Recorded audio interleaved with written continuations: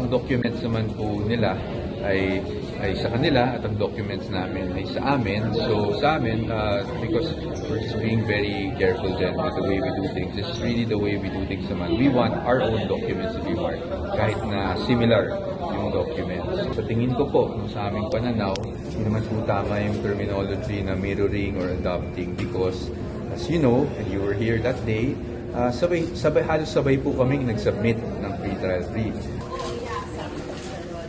Morning, ma'am. Morning. Good morning. Morning, ma'am Laila. Good morning.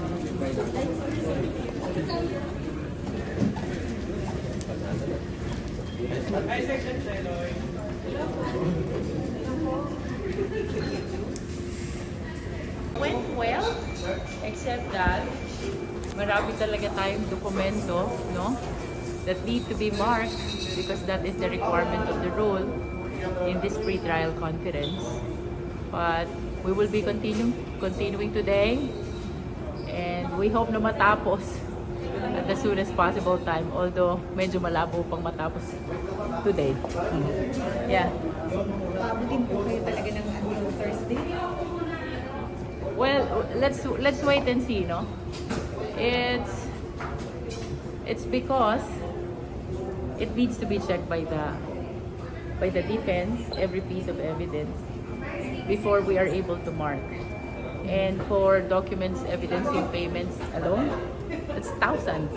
So natatagalan po, not because of arguments, but because of The process of marking. volume din po. Yes, it needs to be compared. Initially, we asked that if it is possible, one marking for common exhibits. But the defense denied that. No, kasi as has been previously shared to the media, maraming exhibits ang prosecution na adopted ng defense. So, we requested na marking of common exhibits, meaning isang exhibit, doon na magmamark parehas. But it was denied by the other party. So what's gonna happen is, separate marking yung sa prosecution, separate marking yung sa defense, even if they pertain to the same document. Ma'am, regarding witnesses, meron bang witnesses ang prosecution na inalmahan na ng defense? May ganun Wala ba? namang ganon kasi about the list of witnesses, submission lang naman yung nangyari. So we submitted our list, they submitted their list as well. Although as previously pronounced also, marami ding witnesses ng prosecution na listed also in the list of witnesses of the defense. Ma'am, smooth naman kahapon, wala namang tensions between the prosecution and the defense. As far as I know, smooth naman. Okay? Sorry, ma'am. Expect today, ma'am, kasi sabi po kahapon baka umabot po ito ng Thursday. Actually, we are hoping to finish at the soonest possible time. Kaya lang, the reality is, voluminous ang documents, most especially in confidential funds. And like what I have shared earlier, no?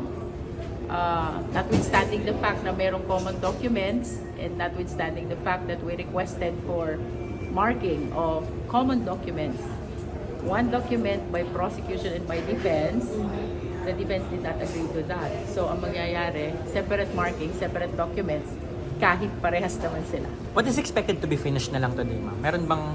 We will continue with confidential fund and I think unexplained wealth. Yun na lang muna. Thank you. Thank you po. Ay, bang Or pieces of evidence that they will be presenting. So it's really, I don't see the issue in that. But again, if they are willing to file the manifestation, tayo po nare-respeto po natin sila, but we will also respond accordingly.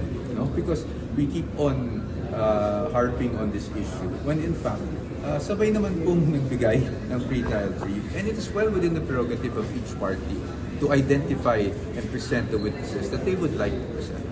No? I Attorney, think that's tama very po ba yung pwede ang surprise witness with 3 days notice? Sa amin, basta may, sa atin, meron naman talaga mga reservations, no? Pagkabilang panig. Kami din sa defense, meron din kaming na-reserve na witnesses, hindi namin pinangalanan. Bakit? Para sa kanilang seguridad. No? And if there is a rule that we have to disclose within 3 days, wala naman po kami nagiging problema doon. In fact, kami pa nga po yung humingi ng disclosure, number 1, ng order of trial, no? Meaning anong article ang uunahin, and pangalawa, kung sino ang witnesses humingi rin kami ng disclosure kung sinong mauna, sinong sunod. Bakit po?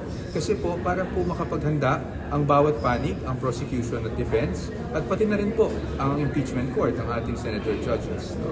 At kami din naman po sa defense, kung hiningi namin yun sa prosecution, willing din naman po kami na kami rin ay sumilalim sa ganung disclosure. No? Okay? Thank you. Good morning. Good morning po sa inyo. Thank you, sir. Prosecution, the defense is adopting common markings but you are close. Yes, because ang documents naman po nila ay sa kanila at ang documents namin ay sa amin. So sa amin, because we're just being very careful then with the way we do things. This is really the way we do things naman. We want our own documents to be marked kahit na similar yung documents. Ito rin po kasi yung mga dokumento na gagamitin natin during the course of the trial. So, yun naman po ay napag-usapan na at naintindihan naman ng bawat party kung ano yun. Ano yung reaction daw po dun sa request ng impeachment, ng prosecutor's impeachment court compel the defense to specify bakit niyo po nilista rin yung mga witnesses ng prosecution? Unang-una sa lahat, wala po sa tingin ko po, sa aming pananaw, hindi naman po tama yung terminology na mirroring or adopting because as you know, and you were here that day, halos sabay po kaming nag-submit ng pre-trial brief. Nasa bawat panig naman po yun kung sinong witnesses at anong mga dokumento ang iprepresenta. Ngayon, pagdating doon, if they file such a request, motion, manifestation, the defense is ready to respond accordingly. Salamat po. Thank you po, Attorney. Crucial po itong phase na to para sa,